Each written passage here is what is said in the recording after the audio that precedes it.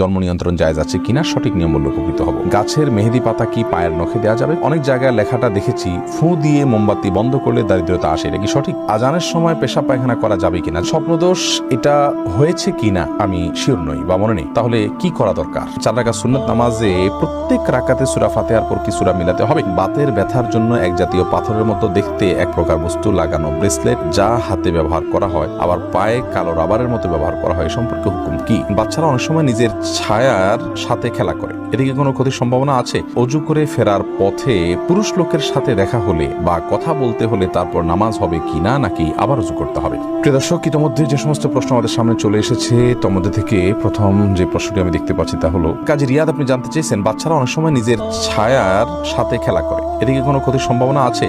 না, বাচ্চারা নিজের ছায়ার সাথে খেলা করলে এর জন্য বিশেষ কোনো ক্ষতির কথা আছে বলে আমার জানা নেই। শারমিন আখতার আপনি জানতে চেয়েছেন স্বপ্নদোষ এটা হয়েছে কিনা আমি শিওর নই বা মনে নেই, তাহলে কি করা দরকার? শুধু স্বপ্নে দেখেছেন কিন্তু কোনো ভিজা বা স্বপ্ন দোষের মাধ্যমে বীর্যপাত হয়েছে এরকম কোনো আলামত যদি আপনি না দেখেন তাহলে সেক্ষেত্রে আপনার গোসল ফরজ হয়নি।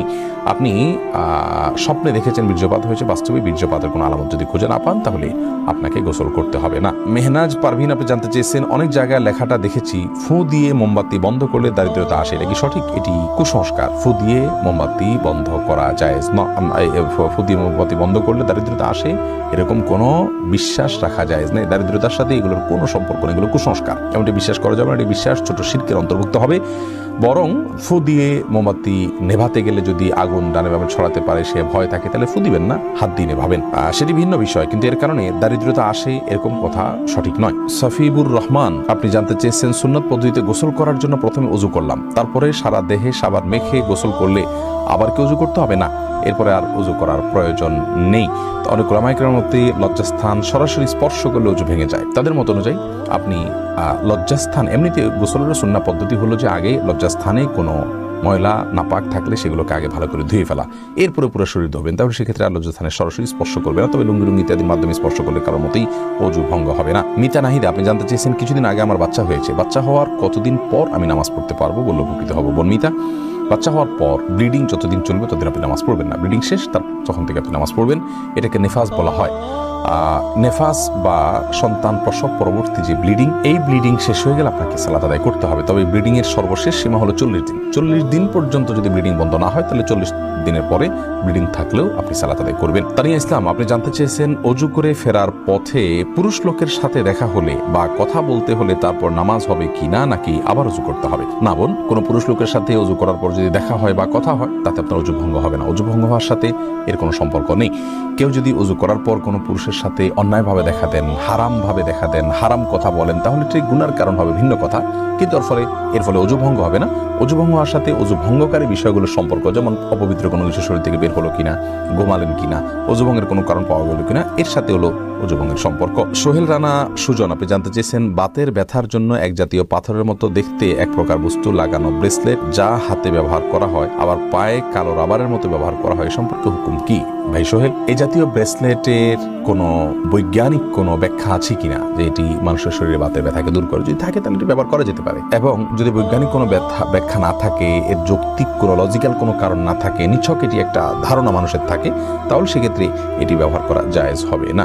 আলমগীর হোসেন আপনি জানতে চেয়েছেন স্মৃতিশক্তি বৃদ্ধির জন্য কি কি আমল করতে পারে? স্মৃতিশক্তি বৃদ্ধির জন্য একটি বিশেষ আমলের কথা একটি হাদিসে পাওয়া যায়, বিশেষ সূরা, বিশেষ সংখ্যক বার রাতে 2 রাকাত নামাজ পড়ে। সেই হাদিসটি সনদকে মুহাদ্দিসিন ইকরাম যায়িব বলেছেন। স্মৃতিশক্তি বৃদ্ধির জন্য গুনাহ থেকে বেঁচে থাকা আর স্বাভাবিকভাবে আল্লাহ রাব্বুল আলামিনের কাছে দোয়া করা, এই দুটি বিষয় বিশেষভাবে উল্লেখযোগ্য। আর নির্দিষ্ট করে বিশুদ্ধ হাদিসে স্মৃতিশক্তি বৃদ্ধির জন্য কোনো আমলের কথা বলা হয়েছে বলে আমাদের জানা নেই। তমা আহমেদ জানতে চেয়েছেন আজান দেওয়ার সাথে সাথে নামাজ পড়া যাবে নাকি আজান শেষে পড়তে হবে? আজান যখন চলছে তখনও কেউ চাইলে সালাত আদায় করতে পারে, কোনো অসুবিধা নেই। বিশেষ করে মা বোনদের কথা বলতে পারি, ওয়াক্ত হওয়ার সঙ্গে সঙ্গে তারা সালাত আদায় করবেন। মসজিদে আজান হচ্ছে, আজান শেষ হলেই তাকে সালাত আদায় করতে হবে এমন কোনো বাধ্যবাধকতা নেই।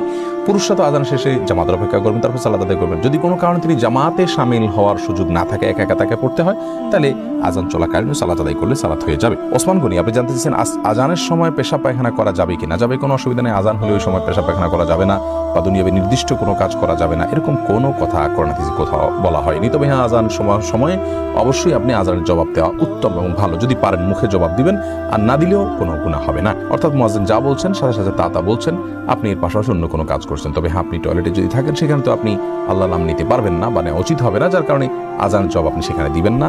অর্থাৎ এক কথা, আজানের সময় টয়লেটে কেউ থাকলে টয়লেটে থাকতে পারেন, পেশাব পায়খানা করতে পারেন বা অন্য যে কোনো কাজ করতে পারেন, কোনো প্রকার নিষিদ্ধ নয়।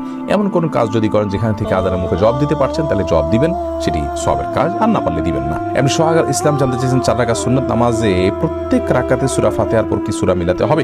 সুন্নাত নামাজ হলে প্রত্যেক রাকাতে মিলাবেন। আরিফিন আহমেদ সাগর আপনি জানতে চেয়েছেন চিংড়ি মাছ খাওয়া জায়েজ হবে কিনা? জি, চিংড়ি মাছ খাওয়া জায়েজ আছে। এটাকে অনেক একসময় আলেমরা মাকরুহ বলতেন, এখন কেউই এটাকে আর মাকরুহ বলেন না, কারণ এটিও এক প্রকারের মাছ, যার কারণে এটি সম্পূর্ণ জায়েজ এবং হালাল। হালিমা বেগম জানতে চেয়েছেন গাছের মেহেদি পাতা কি পায়ের নখে দেওয়া যাবে? কোনো অসুবিধা নেই। অনেকে মনে করেন যে মেহেদি পাতা পায়ে দেওয়া যাবে না, যেটি দাড়িতে দিতে হয়, চুলে দিতে হয়, এমন কোনো কথা নেই। তেলও তো দাড়িতে চুলে দিতে হয়, পানিও তো আমরা মাথায় দিই, সেটা আবার পায়েও দিই। অতএব এটা কোনো কথা নেই, এমন কোনো কথা নেই যে মেহেদি পাতা পায়ে দেওয়া যাবে না, নখে দেওয়া যাবে না। ইসরাত আলিজা আপনি জানতে চেয়েছেন শরীরে কোনো অংশে ব্যান্ডেজ লাগানো থাকলে ফরজ গোসল হবে কিনা? যদি কোনো অংশে ব্যান্ডেজ লাগাতে হয়, ব্যান্ডেজ খোলাটা তার জন্য ক্ষতিকর হয়, অসুবিধার হয়, তাহলে সেক্ষেত্রে যে অংশে ব্যান্ডেজ লাগানো আছে ওই অংশ বাদে বাকি অংশে আপনি পানি ঢেলে যদি ধৌত করেন আর ব্যান্ডেজের উপরে শুধু ভিজা হাত দিয়ে মুছে নেন, তাহলে আপনার গোসল হয়ে যাবে।